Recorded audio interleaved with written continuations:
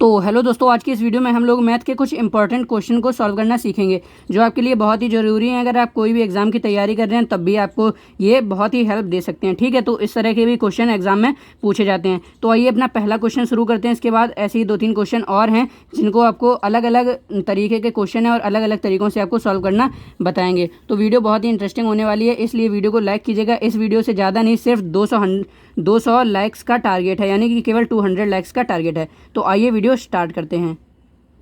तो देखिए, पहला सवाल है आपका कि दो संख्याओं का योगफल जो है वो है 45 और उनका अंतर यानी कि डिफरेंस है 15। तो संख्याएं ज्ञात कीजिए। ठीक है, तो चलिए इसको सबसे पहले सॉल्व करना सीखते हैं। तो इसमें क्या कहा गया है कि दो संख्याएं हैं, योगफल 45 है और अंतर यानी कि डिफरेंस 15 है। यानी कि ऐसी कोई दो संख्याएं हैं जिनको जब हम प्लस करते हैं तो 45 हमें मिलता है और जिनको हम माइनस करते हैं तो 15 मिलता है। ठीक है, तो देखिए हमें नहीं पता कि वो संख्या क्या है, तो हम मान लेते हैं कि जो वो दोनों संख्याएं हैं वो x और y है। ठीक है, तो इसको हम x और y दो संख्या मान लेते हैं। अब इसमें क्या कहा गया है कि दो संख्याओं का योगफल 45 है। अब दो संख्या हमने x और y मान लिए हैं, योगफल मतलब कि उनको प्लस जब किया जा रहा है तो x प्लस y बराबर आपका कितना दिया है, 45 दिया है। यही तो उसने कहा है कि योगफल 45 है, यानी x और y को जब जोड़ेंगे तो आपका 45 आएगा। और अंतर यानी डिफरेंस का है, यानी कि x माइनस वाई, जो आपका डिफरेंस है वो कितना है, वो आपका 15 का है, 15 का है। ठीक है, अब ये हमारे पास क्या आ गए, ये हमारे पास दो समीकरण आ गए, दो इक्वेशन आ गई हमारे पास। ठीक है, अब इसी से हम क्या करेंगे, x और y के मान निकालेंगे, क्योंकि इसमें यही तो पूछा गया है कि x और y के मान क्या होंगे, यानी कि संख्याएं ज्ञात कीजिए। वही दोनों संख्याएं ज्ञात करनी है। हमने x और y संख्याएं मान ली हैं, तो अब हम इन दोनों का जब क्या करेंगे, वैल्यू निकाल लेंगे, तो यही आपका आंसर की दोनों संख्याएं आपको मिल जाएंगी। अब इसके बाद देखिए आपको क्या करना है, सिंपली इसमें आपको क्या करना है कि आपने अगर 9th 10th में विलोपन विधि पढ़ी है तब तो आपको ये सवाल अब देख के ही समझ में आ गया होगा। लेकिन अगर आप नहीं जानते हैं तो वीडियो को देखिए कंटिन्यू, मैं आपको बताता हूँ इसको अब कैसे सॉल्व करना है। ठीक है, तो अब यहाँ पर हम क्या करेंगे कि ये जो पहला और दूसरा समीकरण है ना, इन दोनों समीकरणों को आपस में जोड़ेंगे।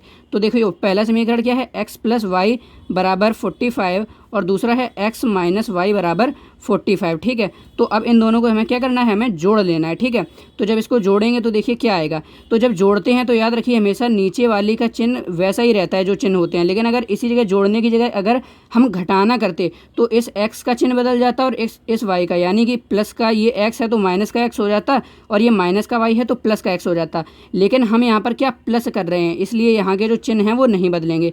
तो जब x और x को जोड़ेंगे तो क्या आ जाएगा, आपका 2x आ जाएगा और प्लस y और माइनस y है तो ये आपस में कट जाएगा। ठीक है, और बराबर में आपका ये यहाँ पर यहाँ 45 है और ये दूसरा क्या है, 15 दिया है आपको, x माइनस वाई बराबर 15। ठीक है, अब 45 और 15 को जोड़ेंगे तो कितना आ जाएगा, 5 5 10 की 0 हासिल 1, 4 1 5 और 1 6, 60 आ गया। अब x को इधर रखते हैं, 2 का उधर 75 कर देंगे तो 60 और बटे में 2, 2 एकम 2, 2 3 60, 30 आ गया। तो आपकी जो x का मान आ गया वो आपका कितना आ गया, 30 आ गया। अब देखिए x का मान हमारे पास क्या आ चुका है, x का मान आ चुका है 30। अब हम पहले समीकरण या दूसरे समीकरण किसी में भी रख के x का जो मान है ये पहले या दूसरे किसी भी समीकरण में आप रख सकते हैं और आपका y का मान आ जाएगा।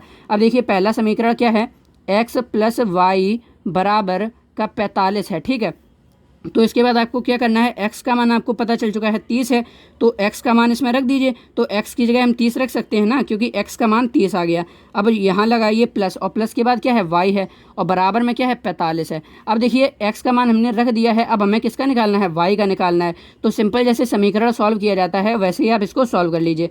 तो यहाँ लिखेंगे आप y और जो इसके साथ होता है इसको उस साइड 75 कर दिया जाता है। ठीक है, तो यहाँ पर ये जो 30 है ये प्लस का 30 है तो उधर जाएगा तो किस में जाएगा, माइनस में। 45 यहाँ पहले से ये 45 लिखेंगे और ये प्लस का 30 इधर आएगा तो किस में हो जाएगा, माइनस का 30 हो जाएगा। ठीक है, अब प्लस का 45 है, माइनस का 30 है, तो प्लस और माइनस माइनस होता है। ठीक है, तो इसको चलिए घटा लेते हैं, तो 45 में से 30 जाएगा तो क्या आएगा, 15 आएगा। तो y का मान क्या आ गया, 15 आ गया। ठीक है, तो मतलब कि क्या आ गया आपका, x का मान जो है वो कितना है, 30 है और y का मान 15 है, यानी कि x y हमने दो संख्याएं मानी थी तो उन दो संख्याओं का मान हमें पता चल गया क्या है, 30 और 15। तो यहाँ पर देखिए ऑप्शन नंबर 2 में क्या दिया है आपका, 30 और 15। तो ये जो ऑप्शन नंबर 2 है ना, यही आपका करेक्ट है, यही आपका सही ऑप्शन है। तो आई होप दोस्तों आपको ये समझ में आया होगा इस सवाल को कैसे करना है। तो चलिए बढ़ते हैं अपने दूसरे सवाल की तरफ।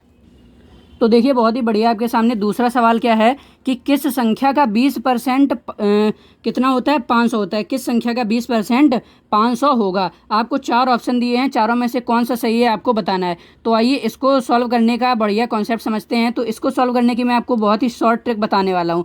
तो देखो, इसमें आपको क्या करना है कि जब ऐसा सवाल आ जाए किस संख्या का 20% 500 होगा, किस संख्या का 13% 600 होगा, मतलब कोई भी ऐसा है जिसमें आपको ये संख्या पूछी गई होगी, किस संख्या का इतना परसेंट इतना होगा। ठीक है, इस तरह का अगर सवाल आएगा तो आपको क्या करना है कि जो आपको ये जो संख्या यहाँ पर दी गई होगी ना कि इतने परसेंट जो है वो इतना होता है, तो सबसे पहले आपको क्या करना है कि उसी संख्या को लिख लेना है। तो यहाँ लिख लेंगे 500 और इसमें आपको डिवाइड कर देना है जिसका आपको दिया है, मतलब किस संख्या का 20% 500 होगा। तो 500 में डिवाइड कर देंगे 20% से, बस इतनी सी आपकी ट्रिक है और आपका आंसर इससे तुरंत निकल कर आ जाएगा। तो 500 है तो 500 लिखेंगे और ये डिवाइड का चिन्ह लगाइए। अब 20% को आप क्या लिखोगे, 20/100, क्योंकि जब परसेंट का चिन्ह हटता है तो 100 बटे में लग जाता है। ये आपको बचपन से ही सिखाया जा रहा है। ठीक है, अब इसके बाद आपको क्या करना है कि इसमें आप डिवाइड कर दीजिए। तो 500 और डिवाइड का चिन्ह गुणे में बदल जाएगा और 100 ऊपर जाएगा, 20 नीचे, तो 100 बटे का 20 आ जाएगा। ठीक है, इसके बाद आपको क्या करना है, यहाँ देखिए एक जीरो से इस एक जीरो काट दीजिए। अब 2 और 10 है तो 2 एकम 2, 2 पंचे 10 कट गया। ठीक है, अब इसके बाद 500 का गुणा 5 में करेंगे तो 5 पंचे 25 आ जाएगा और डबल जीरो, तो 2500 आ गया आपका। ये आपका क्या हो जाएगा, आंसर हो जाएगा। यानी कि जो आपका 4th नंबर ऑप्शन है ये बिल्कुल करेक्ट आंसर है।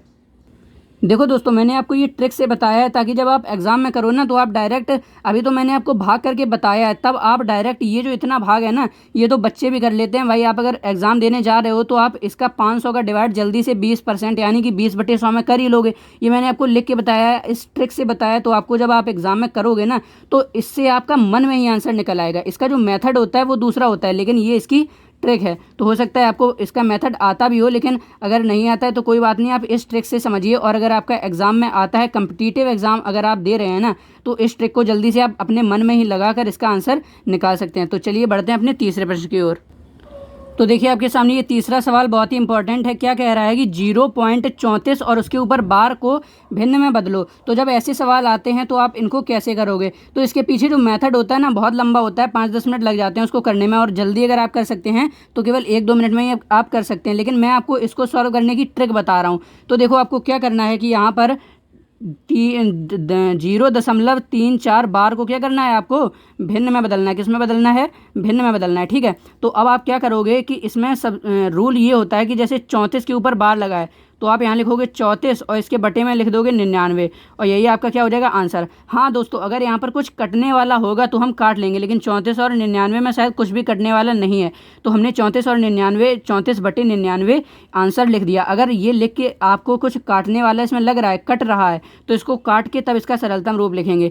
तो ऐसे आपका ये जो पहला नंबर ऑप्शन है ये आपका सही आंसर हो जाएगा। अब देखो इसके पीछे और क्या है कि जैसे अभी आपको दिया है 0.34 के ऊपर बार। अब यहाँ पर मान लो कोई सवाल दिया होता 0.5 के ऊपर बार, तो आप क्या करते, 5/99 नहीं लिखते, ये आपका गलत हो जाता। तो आप क्या लिखते, 5/9। तो देखिए आपने क्या नोटिस किया कि जब दशमलव के बाद एक संख्या होती है और उस पर बार होता है तो हम केवल 1 9 लगाते हैं बटे में, और जब 2 संख्या के ऊपर बार होता है तो 2 9 लगाते हैं इसके बटे में। जो भी संख्या है वो लिख दो और उसके बटे में 2 9 लगा दो आप। ठीक है, अब यहीं पे अगर बार में कितनी संख्याएं होती, 3 संख्याएं होती, तो आप 3 9 लगाते। बार में 4 संख्याएं होती तो 4 9 लगाते, लेकिन दशमलव के जस्ट बाद जो संख्याएं हैं वो सभी बार में होनी चाहिए। अब अगर ऐसा सवाल आ जाता, क्या कहते हैं, 0.234 और केवल 3 4 के ऊपर बार होता, तब आप ये नहीं कर सकते थे कि 2 3 4 आप इस तरह लिखते और इसके बटे में 99 लिख देते। ये आपका गलत हो जाएगा। जब 2 3 4 इन तीनों पर बार हो, मतलब दशमलव के बाद जितनी संख्याएं हो सब पर बार हो, तब आप क्या कर सकते हैं, 2 3 4 और इसके बटे में, अब देखो बार में कितनी संख्याएं हैं, 1 2 3 संख्याएं हैं, तो बटे में 3 9 लगाओगे, ये आपका तब सही आंसर होगा। ठीक है दोस्तों, तो आई होप आपको ये समझ में आ गया होगा कि इस तरह के सवालों को कैसे करना है। तो दोस्तों अगर आपको ये वीडियो अच्छा लगा है तो वीडियो को लाइक कीजिएगा और ऐसे ही मैथ्स के वीडियोस पाने के लिए हमारे चैनल को सब्सक्राइब भी आप कर सकते हैं। मिलता हूँ आपसे नेक्स्ट वीडियो में। Thank you.